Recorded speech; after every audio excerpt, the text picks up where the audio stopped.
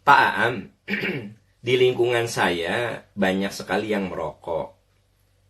Bagaimana hukumnya menjual rokok? Karena mayoritas ulama memfatwakan haram, tapi ada sebagian lagi memfatwakan hukumnya makruh.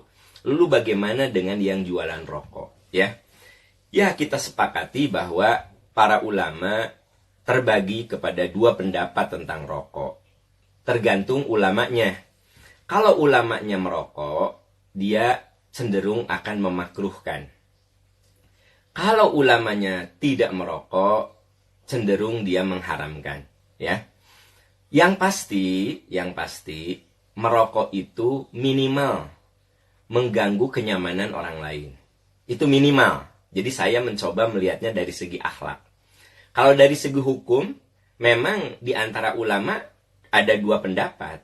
Ada yang mengatakan haram. Mengatakan haram ini cukup masuk akal. Dalilnya wala tulqu bi aidikum ila tahluka. Jangan kamu jerumuskan dirimu pada kebinasaan. Merokok itu membinasakan diri. Ya, tidak ada dokter yang mengatakan merokok itu menyehatkan. Coba Bapak banyak merokok supaya sehat. Itu nggak ada.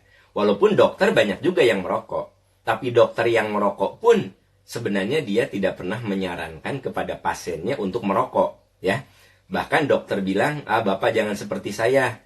Saya itu perokok berat, Bapak nggak usah. Nah, jadi artinya merokok itu dilihat dari ilmu kesehatan pasti mencelakakan kita. Makanya ada yang mengatakan merokok itu haram, merujuk kepada firman Allah, wala tulqu bi aidikum ila tahluka.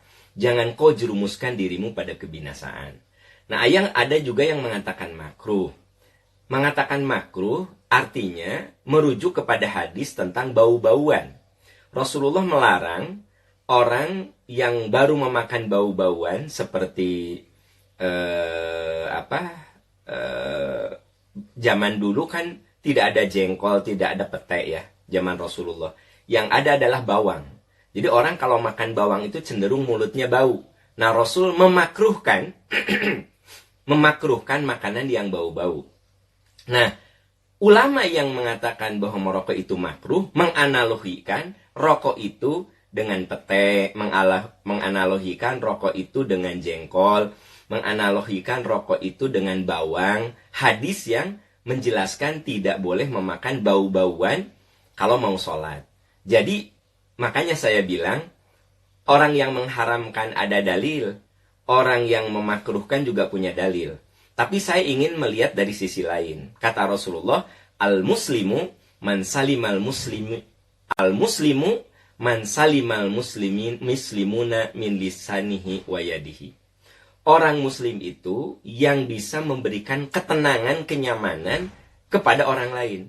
Jadi muslim yang bagus, kata Nabi, yang membuat orang sekitarnya nyaman. Begitu. Nah, jadi dengan demikian, walau bagaimanapun, dari sudut pandang apapun, usahakan kita meninggalkan merokok. Satu, dia merusak kesehatan. Dua, dia mengganggu orang lain. Kalau saya berusaha untuk mencoba berada di tengah-tengah seperti itu. Bagi yang belum bisa meninggalkan, coba berlatih. Ya. Nah, bagaimana Anda yang menjualnya? Nah, Anda yang menjualnya, minimal Anda menyediakan hal yang makruh. Gitu. Ya, minimal. Ya. Nah, jadi halal tidak? Halal sebenarnya. Kalau Anda jualan rokok, halal. Karena kan hukum yang paling ringannya adalah makruh. Begitu. Itu yang lebih realistis menurut saya. Karena apa? Ya, merokok itu hukumnya yang paling ringannya adalah makruh. Maka menjual rokok itu secara hukum menyediakan fasilitas kemakruhan. Nah, ma'adda ilal haram fahuwa haram. Sesuatu yang menjurus kepada kesalahan, keburukan, kita juga terlibat dengan keburukan itu. Nah, kalau hukum merokok itu makruh, maka menjual rokok itu juga menjadi makruh, begitu. Ya, jadi jawabannya, karena hukum rokok itu makruh, maka menjual rokok pun menjadi makruh, gitu. Ya, kalau ada yang berkesimpulan, kalau Anda sebagai penjual rokok itu meyakini merokok itu haram, nah berarti Anda pun menjadi haram menjual rokok. Jadi sekarang balik hukumnya kepada Anda. Anda meyakini rokok apa? Haram. Ya, nggak boleh Anda jual rokok. Tapi kalau Anda mengatakan, bagi saya rokok itu makruh, berarti makruh Anda menjual rokok gitu. Kurang lebih hukumnya seperti itu, ya. Wallahu a'lam bishawab.